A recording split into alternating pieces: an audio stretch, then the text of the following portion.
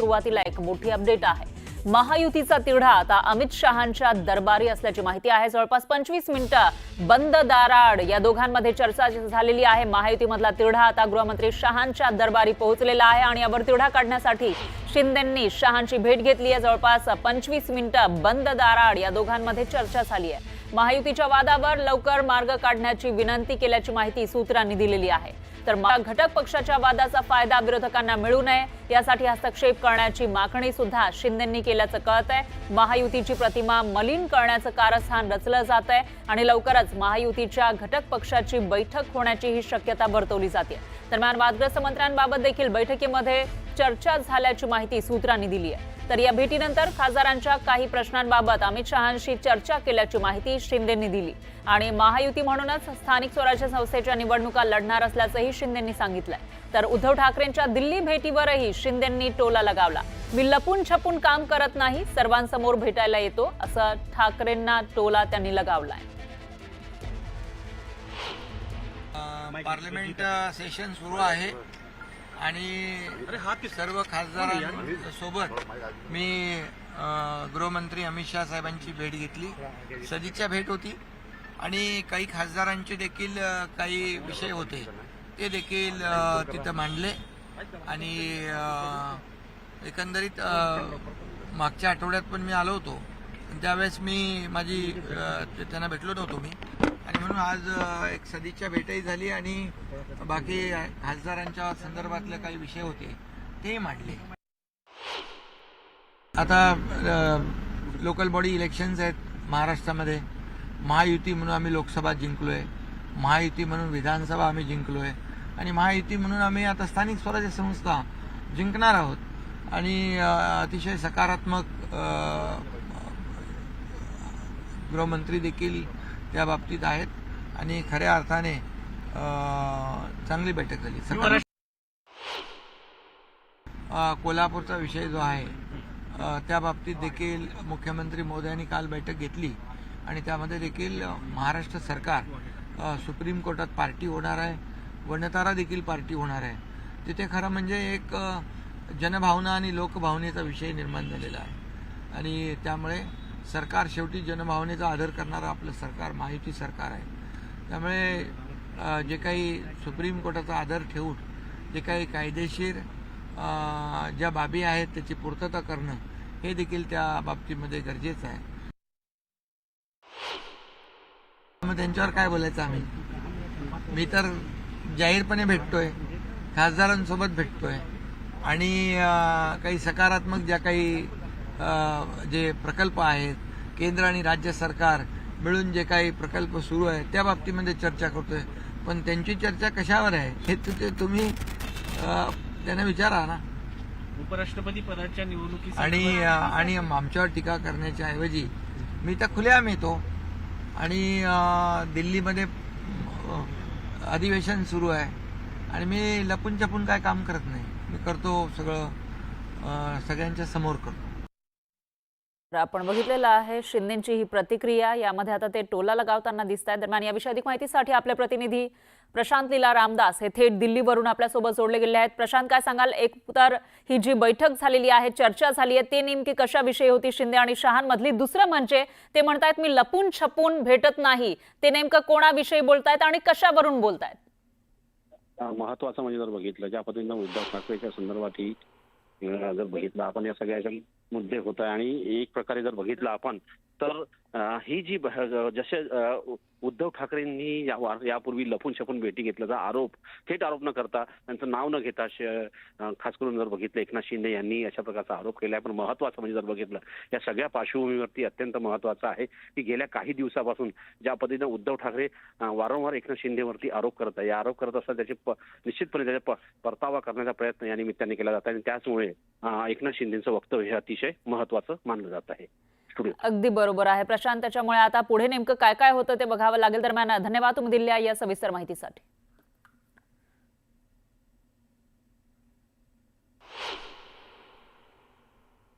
तर दुसरीकडे उद्धव ठाकरेही दिल्लीमध्ये पोहोचलेले आहेत। उद्धव ठाकरेंचे नवी दिल्ली विमानतळावर शिवसैनिकांनी जल्लोषात स्वागत केलंय। एकूण 3 दिवस ठाकरे हे दिल्लीमध्ये असतील. आपल्या या दौऱ्यादरम्यान ते खासदार शरद पवार यांची भेट घेणार आहेत. तसंच अन्य काही महत्त्वाची कामं ते दिल्लीमध्ये करणार असल्याची माहिती आहे. सर्वात महत्त्वाचं म्हणजे ते खासदार राहुल गांधी आणि त्यांनी आयोजित केलेल्या डिनरला उपस्थित राहणार आहेत. तर इंडिया आघाडीच्या बैठकीत सुद्धा ठाकरे सहभागी होणार आहेत. उद्धव ठाकरे हे मुंबईतून इथे 2 दिवसासाठी 3 दिवसासाठी येत आहेत. राहुल गांधींबरोबर त्यांची बैठक आहे, इंडिया आघाडीची बैठक आहे, महत्त्वाच्या विषयावर चर्चा होईल. आज संध्याकाळी इथे शिवसेनेच्या खासदारांची महत्त्वाची बैठक होईल. त्यानंतर कदाचित आज ते माननीय शरद पवार साहेबांनाही भेटण्याची शक्यता आहे संध्याकाळनंतर. अशा बैठका त्यांच्या ठरलेल्या आहेत. दोघेही आपल्या सहकाऱ्यांना भेटतायत. आमचे शिंदे साहेब PM साहेबांना भेटतायत आणि उद्धवजी त्यांचे सहकारी राहुल गांधी यांना भेटतात. आणि याविषयी अधिक माहितीसाठी आपले प्रतिनिधी उदय जाधव हे आपल्यासोबत जोडले गेले आहेत. उदय, काय सांगाल? उद्धव ठाकरे दिल्लीमध्ये पोहोचले, जल्लोषात स्वागत त्यांचं केलं जातं, ही दृश्य आपल्याकडे आहेत. आता पुढचा त्यांचा दौरा कसा असणार आहे? आज कुठे कुठे भेटी होतील? आपण ते दृश्य पाहतो आहोत. पक्षप्रमुख उद्धव ठाकरे यांचं नवी दिल्लीतील इंदिरा गांधी आंतरराष्ट्रीय विमानतळावरती स्थानिक शिवसैनिकांनी मोठ्या जल्लोषात स्वागत केलेलं आहे. त्यानंतर विमानतळानंतर उद्धव ठाकरे हे खासदार संजय राऊत यांच्या निवासस्थानाकडे रवाना झालेले आहे. तिथे ते गटाचे जे खासदार आहेत त्यांच्यासोबत आज संध्याकाळी बैठक करणार आहे. त्यानंतर आज रात्री स्नेहभोजनासाठी ते राष्ट्रवादी काँग्रेस पक्षाचे राष्ट्रीय अध्यक्ष शरद पवार यांच्याकडे ते जाणार आहेत आणि यावेळेला ते महाविकास आघाडीच्या संदर्भात देखील काही महत्वाची चर्चा राजकीय जी आहे ती करणार असल्याची माहिती मिळते. आणि उद्या खरं तर महत्वाची बैठक आहे ती म्हणजे इंडिया ब्लॉकची, इंडिया आघाडीची देश पातळीवरतील जे सर्व घटक पक्ष आहेत त्या सर्व घटक पक्षांच्या प्रमुख नेत्यांची बैठक राहुल गांधी यांच्या निवासस्थानी होणार आहे आणि त्याच निवासस्थानी रात्री स्नेहभोजन देखील होणार आहे. या स्नेहभोजनाला पक्षप्रमुख उद्धव ठाकरे हे देखील उपस्थित राहणार असल्याची माहिती मिळते आहे. एकंदरीत आपण पाहतोय की उपमुख्यमंत्री एकनाथ शिंदे हे देखील दिल्ली दौऱ्यावरती, त्यांचे केंद्रीय गृहमंत्री अमित शहा यांच्यासोबत गाठीभेटी होत आहेत. त्यानंतर आता पंतप्रधान नरेंद्र मोदी यांच्यासोबत देखील त्यांची थोड्या वेळात भेट होणार आहे. तर दुसरीकडे पक्षप्रमुख उद्धव ठाकरे हे इंडिया आघाडीतील सर्व वरिष्ठ नेत्यांच्या गाठीभेटी घेत आहेत. एकूणच दिल्लीमध्ये शिवसेनेचे दोन्ही सर्वोच्च नेते ते दिल्लीत आहेत आणि ते आपापल्या आघाड्यांच्या बैठका ज्या आहेत करताना आपल्याला पाहायला मिळतात. बरोबर आहे उदय, याविषयीची अपडेट आपण घेत राहूया. धन्यवाद तुम्ही दिलेल्या या सविस्तर माहितीसाठी. पाहूयात पुढची बातमी. सरकारकडून एकाच पदासाठी एकाच दिवशी 2 आदेश आणि 2 अधिकाऱ्यांकडे जबाबदारी सोपवण्यात आली आहे. बेस्ट महाव्यवस्थापक पदासाठी नगरविकास विभागानं काढलेल्या आदेशात अश्विनी जोशी यांच्याकडे अतिरिक्त कार्यभार दिल्याचे आदेश आहेत. तर सामान्य प्रशासन विभागाकडून काढण्यात आलेल्या आदेशामध्ये आशिष शर्मा यांच्याकडे अतिरिक्त कार्यभार दिल्याचं म्हटलंय. मुख्यमंत्री फडणवीस यांच्याकडे सामान्य प्रशासन विभाग आहे, तर उपमुख्यमंत्री एकनाथ शिंदे यांच्याकडे नगरविकासाचं खातं आहे. त्यामुळं बेस्टचा व्यवस्थापक कोण असावा यावरून सरकारमध्ये संभ्रम असल्याची चर्चा सुरू आहे.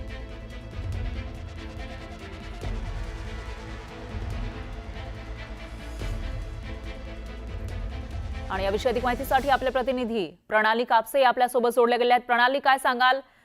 महाव्यवस्थापक पदाचे 2 आदेश काढल्याचं आपल्याला दिसून येते, त्यामुळे आता नेमके कोण असतील महाव्यवस्थापक याविषयी काही स्पष्टता दिसून येते का?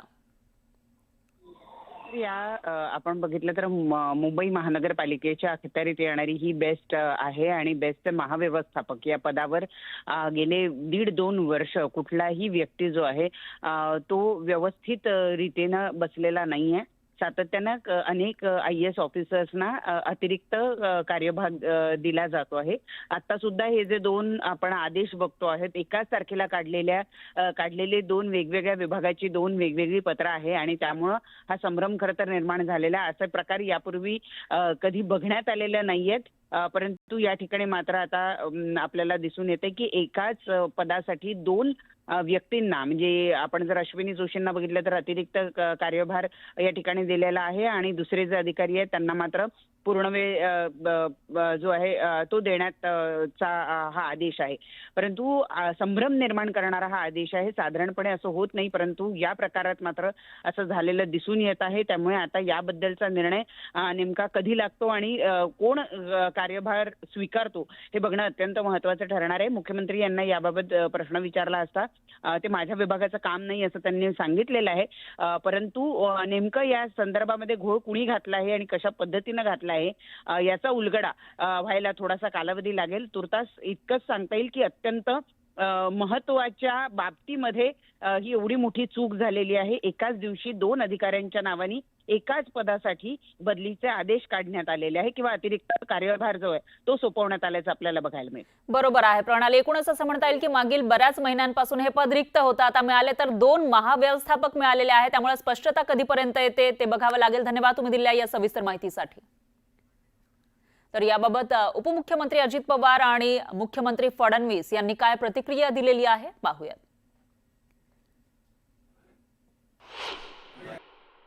राज्याचे देवेंद्रच्या ठिकाणी निर्णय घेत असतात. अर्थात निर्णय घेताना देवेंद्रजी महत्त्वाच्या पोस्टिंगचा अधिकार GAD डिपार्टमेंट त्यांच्याकडे असतं. त्याच्यावर त्यांच्याकडे IAS ऑफिसर IPS ऑफिसर सगळ्या बदल्या त्यांच्या अधिपत्याखाली होतात. पण एक आम्ही सगळेजण महायुतीचे घटक असल्यामुळं CM साहेब उपमुख्यमंत्र्यांशी आणि माझ्याशी म्हणजे दोन्ही उपमुख्यमंत्र्यांच्याशी चर्चा करतात. पण सर्वस्वी अधिकार हा मुख्यमंत्री महोदयांचा असतो. बेस्ट करून 2 निर्णय काढले तर तुमच्यात आणि शिंदेमध्ये पुन्हा कुठले 2 निर्णय झाले? बद्दलचे 2 निर्णय. बेस्ट बद्दल मी निर्णयच घेत नाही. बेस्ट बद्दलचे निर्णय हे महानगरपालिका प्रशासन घेते, माझ्याकडे येतही नाही. पाहूयात पुढची बातमी. आरती साठे यांची मुंबई हायकोर्टाच्या न्यायाधीशपदी नियुक्ती करण्यात आली आहे. तर आरती साठे या भाजपच्या प्रवक्त्या होत्या असा आरोप राष्ट्रवादी शरदचंद्र पवार पक्षाचे आमदार रोहित पवार यांनी केला आहे. सार्वजनिक व्यासपीठावरून सत्ताधारी पक्षाची बाजू मांडणाऱ्या व्यक्तीची न्यायाधीश म्हणून नेमणूक होणं म्हणजे लोकशाहीवर केलेला हा सर्वात मोठा आघात आहे. याचा भारतीय न्यायव्यवस्थेच्या निपक्षपणावर दूरगामी परिणाम होईल. केवळ न्यायाधीश होण्याची पात्रता आहे म्हणून थेट राजकीय व्यक्तींना न्यायाधीश म्हणून नेमणं म्हणजे न्यायपालिकेला राजकीय आखाडा बनवण्याचा प्रकार तर नाही ना, असा निशाणा रोहित पवार यांनी ट्विटमधून साधलाय.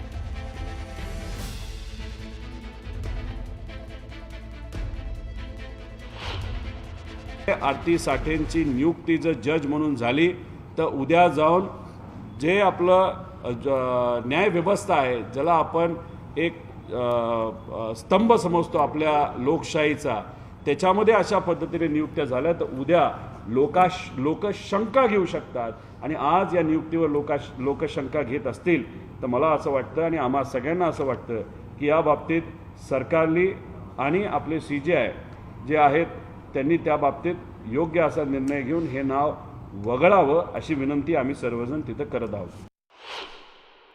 न्यायव्यवस्थेचे दशावतार आणि भारतीय न्यायव्यवस्थेचं दुर्दैव याला म्हणतात.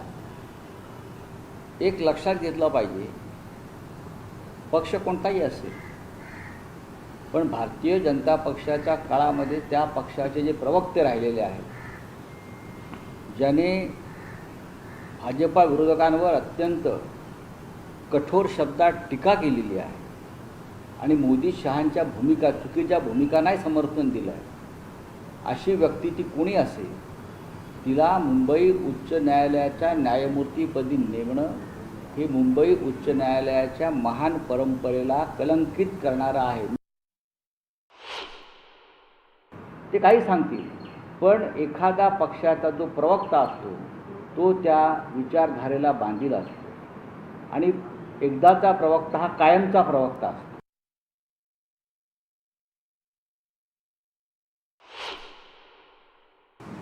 मुंबई हायकोर्टामध्ये भाजपाशी संबंधित 5 न्यायमूर्ती आहेत, जे कधी संघ परिवाराच्या शाखेत जात होते, ज्यांचं कुटुंब संघ परिवारामध्ये आहे, असे 5 ते 6 न्यायमूर्ती आहेत. राज्यामधल्या हायकोर्टामध्ये अशा प्रकारच्या नेमणुका करून, सुप्रीम कोर्टामध्ये नेमणुका घडवून देशाची न्याय यंत्रणा पूर्णपणे ताब्यात ठेवण्याचं हे मोदी आणि शहा यांच्या भाजपचं कारस्थान आहे. आज जोडून सर्वोच्च न्यायालयाला विनंती आहे की अशा राजकीय प्रेरित विचाराच्या राजकीय व्यक्तींना आपण न्याय व्यवस्थेमध्ये आणू नये, त्यांची नियुक्ती करू नये आणि न्याय व्यवस्थेचा विश्वास हा कायम राहावा, तो डळमळू नये, तो विश्वास वाढावा, वृद्धिंगत व्हावा आणि भारतातील लोकांना एक ही व्यवस्था, न्यायालयीन व्यवस्था हाच एक आधार वाटावा, तो आधार कमी होऊ नये म्हणून अशा प्रकारची नियुक्ती रद्द करावी. 1993 पर्यंत थेट या देशामध्ये सरकारकडून नियुक्त्या व्हायच्या. 1993ला कलेजियम अस्तित्वात आलं, पण तोपर्यंत इतिहासातली अशी अनेक उदाहरणं आहेत की थेट राजकीय पक्षाशी संबंधित असलेली नावं ही डायरेक्टली पदाधिकारी माणसं ही जज म्हणून नियुक्ती केली जायची. त्यावेळी कुठे गेला होता हा सगळा, आता जो सगळा अकांड तांडव केलं जात आहे.